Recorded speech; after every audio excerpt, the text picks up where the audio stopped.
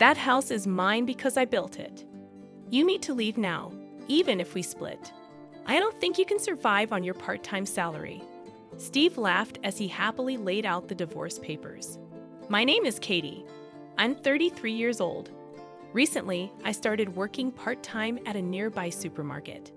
I married Steve 3 years ago after we hit it off at the same workplace. I resigned at the same time.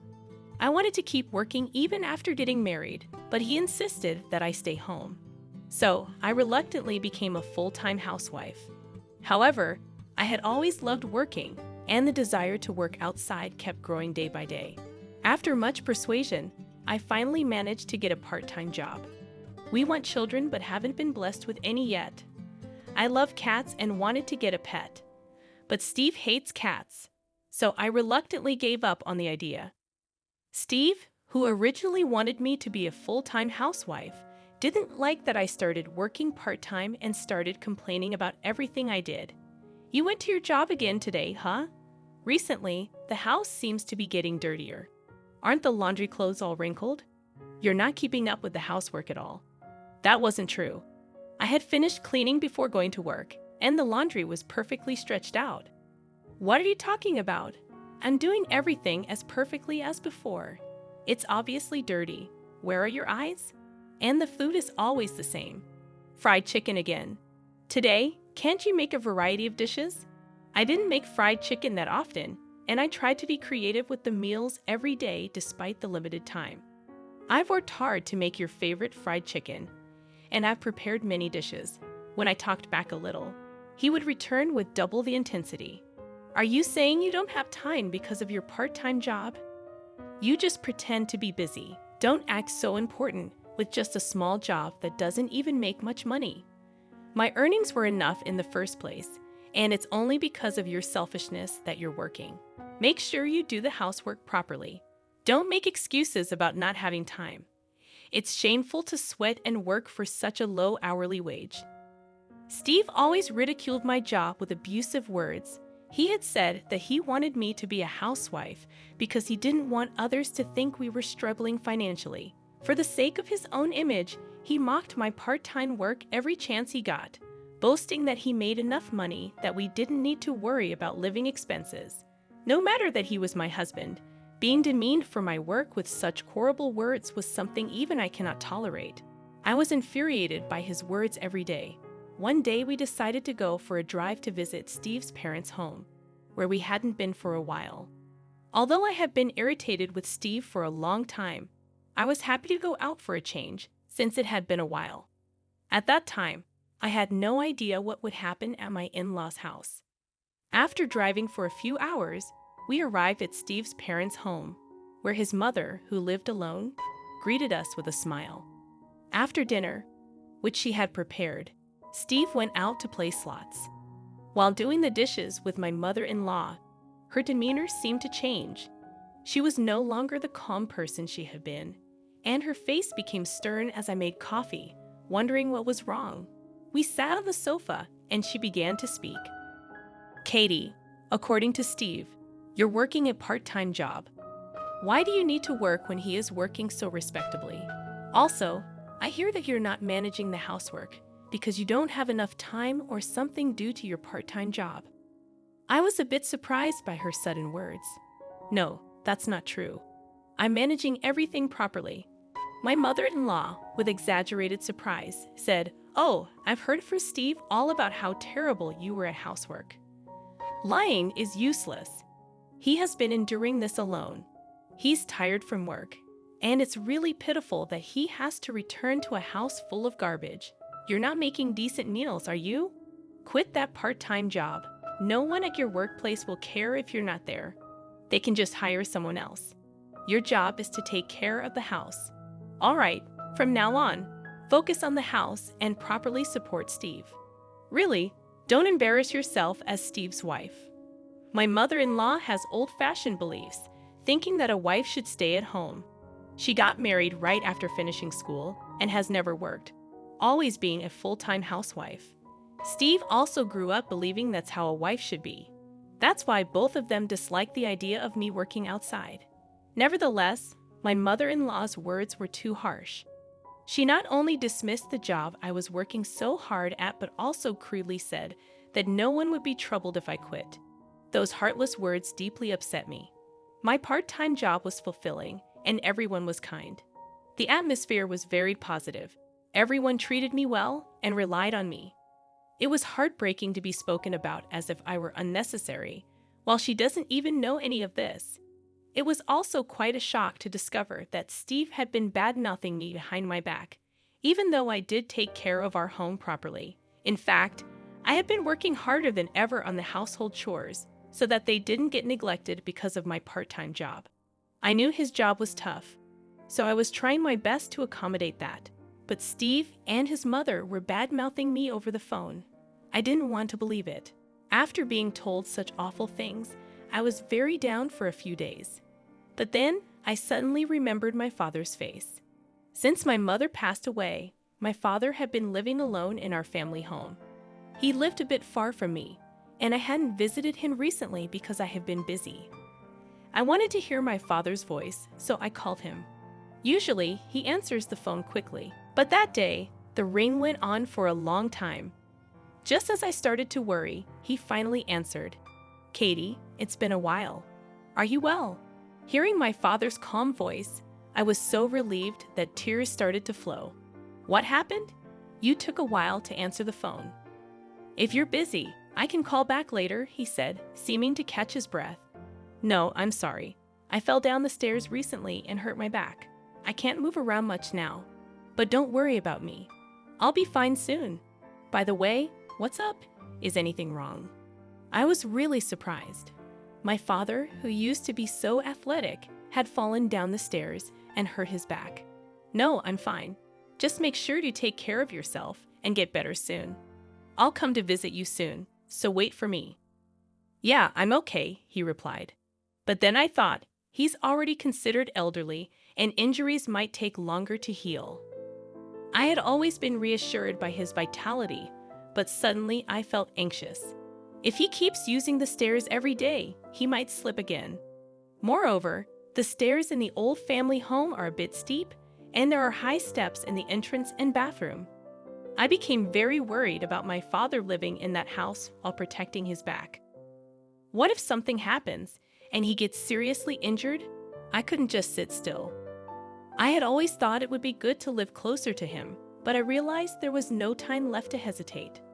I made a major decision to build a safer, more accessible home for my father nearby. I had a source of income that I had kept hidden from my husband. I had inherited apartment management from my grandfather. It was originally meant to be my father's, but he had put it in my name in case of emergencies. He had told me it was better not to talk much about it so my husband didn't know. I had saved all the rental income up to now. I would use that money to build a new house for my father. I had caused a lot of worry and hadn't been able to do much to repay him, so now I felt elated thinking about giving my father the best gift of his life. Although I would build it myself, it would involve a lot of money, and I couldn't just keep it a secret. I needed to get Steve's understanding.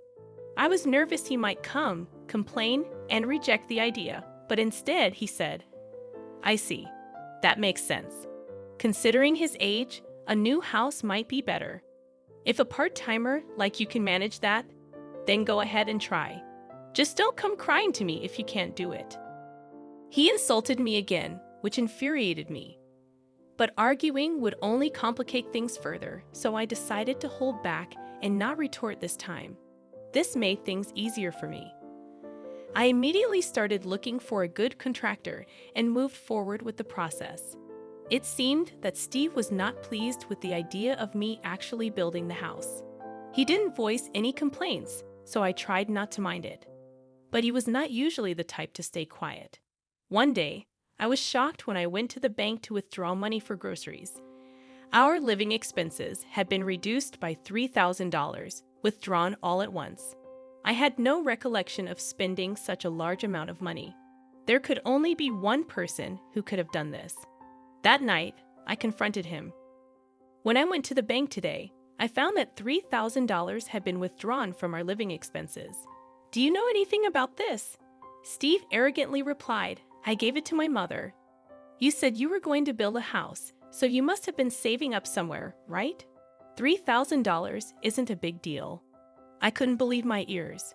Why do you have to give her money? Your mother isn't exactly broke, is she? Besides, that's our living expense. It's too selfish to give away such a large sum without even asking me. He snapped back. What do you know about my mother? She said she was struggling. What's wrong with a son helping his mother? Besides, that money was earned by me. How I use it is none of your business. If it bothers you, try earning as much as I do with your part-time job. See, you can't say anything. Don't ever complain about what I do again. After shouting at me, he stormed out of the room.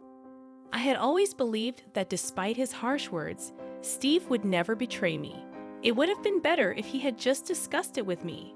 If he wanted to give money to his mother, maybe there would have been a better way, and this argument might have been avoided. Did he think I would oppose it, or did he not trust me? Instead of our marriage bringing us closer, it felt like our hearts were drifting apart. Steve didn't seem to think there was anything wrong with using the money without consent, and the next day, he acted as if nothing had happened and went to work after breakfast. I didn't say more because I didn't want another argument, but I couldn't shake off my uneasy feeling. Meanwhile, the new house was finally completed. Despite the hustle, the kind construction company provided lots of support, and I managed to build a beautiful house. I had asked my father to pack up some of his things but not overexert himself, and I arranged for movers to handle everything for him. With just 2 weeks left until moving day, I was overflowing with joy at the thought of doing something filial for my father in the house I had built. On the day, I planned to help my father unpack in the new house along with Steve. When I tried to discuss the arrangements for the day, Steve said something unbelievable. Hey, that house isn't for your father. It's going to be for my mother. I have the right to decide who lives in the house I built, so it's going to be my mother who lives there. I couldn't understand what he was saying. In a panic, I responded, I built that house. It's for my father to live in. There's no way a part-timer like you could build a house. It's my money that built it, so don't get cocky. It seems he truly believed that it was his money that built the house. When I discussed building the house the other day, he easily accepted my idea. Was it because he planned from the start to make it for his mother, not my father? That's a terrible way to do things.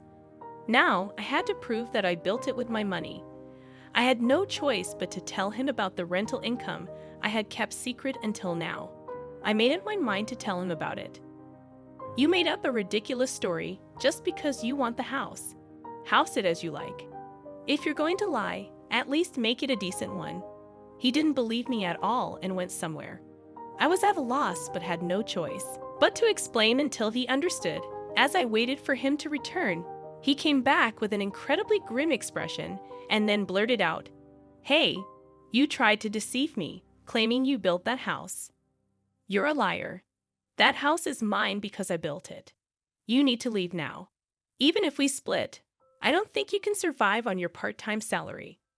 I was at a loss for words due to the suddenness of it all. That house was built by me, and besides, telling me to leave so suddenly was too much. Sign this and get out tonight. He laughed as he slammed the divorce papers on the table and went to his room. His section was already filled out. After continually belittling me, presenting the divorce papers like that was truly the lowest he could stoop. He must have done this terrible thing to drive me to despair. He probably thought that by bringing up divorce, I would give in and let his mother live in that house. But unfortunately for him, I had enough income to live on my own without him. This act of his was the last straw for me. I signed the divorce papers and submitted them, then hurriedly packed my bags and left the house to go to my father's home. My father was surprised to see me arriving suddenly with big luggage, but he warmly let me come in. After I told him everything that had happened up to today, he patted my back and said, You've had a tough time. Then you can live with me in the new house. That would make me happy. The moving day arrived, and everything went smoothly because I was there. We successfully moved in without any problems. I found it a bit eerie that my ex-husband hadn't made any contacts after making such a fuss, claiming the house was his. But I tried not to worry because I didn't want to think about someone I was divorced from. Then, a few days after starting life in the new house with my father, something unbelievable happened. It was noisy outside, and when I looked out the window, I saw a large moving truck stopped, claiming they were moving to this house. I hurried to the mover and asked what was happening. It turned out the customer was actually my ex-husband, and he would soon arrive with his mother to move in.